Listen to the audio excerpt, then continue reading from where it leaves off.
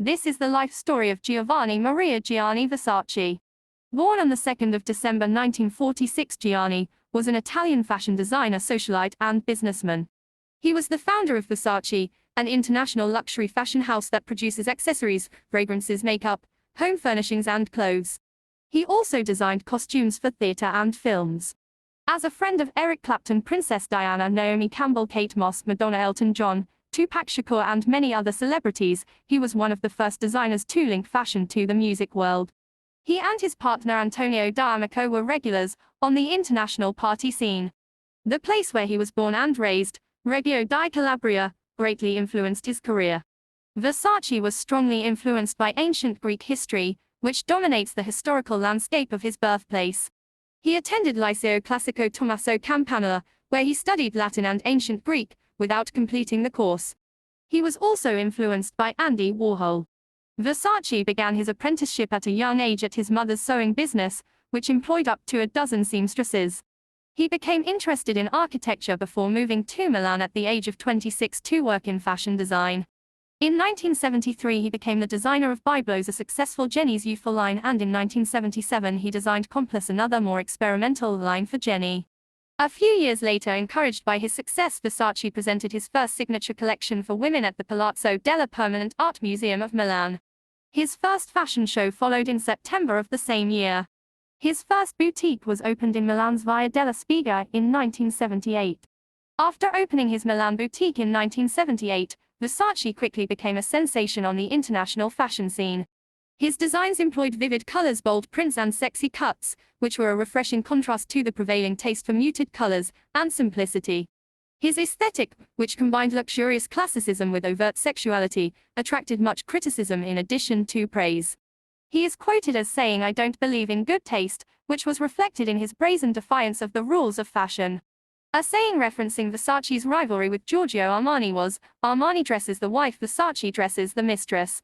From 1978, Versace built the company with the support of his family, employing his sister Donatella as vice president, and his brother Santo as president of the company.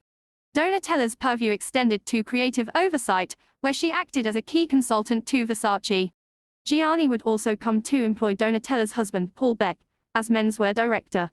Among Versace's most famous innovations was his 1982 invention of a type of super light chainmail called Oroton, which became a signature material in his outfits. His suits were inspired more by his experience in female tailoring, departing from masculine Savile Row models by crafting suits that accentuated the male form and insisted on men as sex objects. Versace was very proud of his southern Italian heritage and infused his designs with motifs inspired by historical fashion and art movements, especially Greco-Roman art.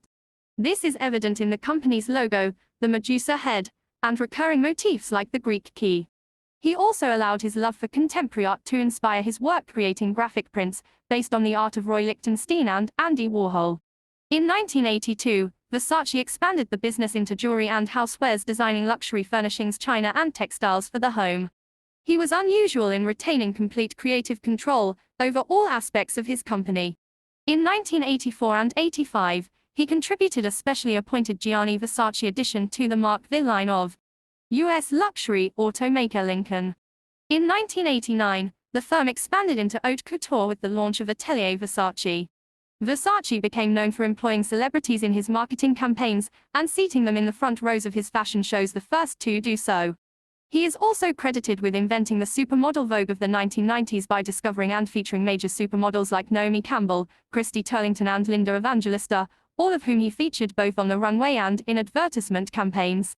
At the time of his death, Versace's empire was valued at $807 million and included 130 boutiques across the world.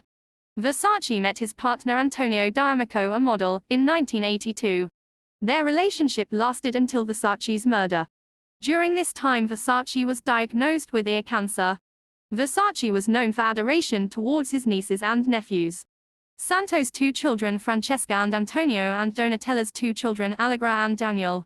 On the morning of 15 July 1997, Versace took a walk on Ocean Drive to retrieve his morning magazines. Usually, Versace would have an assistant walk from his home to the nearby news cafe to get his magazines, but on this occasion he decided to go himself. Versace had returned and was climbing the steps of his Miami Beach mansion when a man shot him in the head at point-blank range. He was pronounced dead at Jackson Memorial Hospital at 9:21 a.m. He was 50 years old at the time of his death. Versace's murder was witnessed by his former UK senior stylist Dina Slitt, who was on vacation in South Beach, Miami and had partied with Versace a few days prior. Versace was the last victim of Andrew Cunanan, a spree killer who had earlier murdered 4 other men. Cunanan died by suicide on a houseboat 8 days after Versace's murder. Cunanan was obsessed with the designer and often bragged about his close friendship with Versace. Although this was symptomatic of Cunanan's delusions of grandeur, he often falsely claimed to have met celebrities. However, FBI agents firmly believe that Versace and Cunanan had previously met in San Francisco, although what their relationship entailed is still a mystery. Maureen Orth published a 2008 article in Vanity Fair reporting that Cunanan and Versace had met briefly at a San Francisco nightclub in 1990 according to several eyewitness claims, and that they could have interacted on further occasions because both were involved in sex-for-hire circles in Miami and San Francisco. However, Versace's family has always steadfastly denied that the two ever met. Police have said that they do not know why Versace was killed.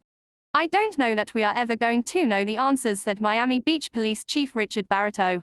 Versace's body was cremated and his ashes returned to the family's estate near Cernobio and buried in the family vault at Moltrejo Cemetery near Lake Como. Versace's funeral, held at Milan Cathedral, was attended by over 2,000 people including Carolyn Bessette Kennedy, Naomi Campbell, Elton John and Diana, Princess of Wales, who was killed in a car accident less than a month later. In September 1997, the estate announced that Versace's brother Santo would serve as the new CEO of Gianni Versace, while Versace's sister Donatella would become the new head of design. In his will, Versace left 50% of his fashion empire to his niece, Allegra Versace. She and her younger brother, Daniel, inherited Versace's rare artwork collection.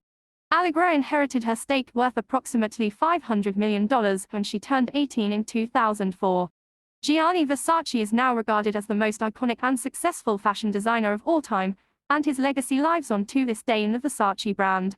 We do hope you have enjoyed this video and do subscribe to get notified when we post again. Bye for now.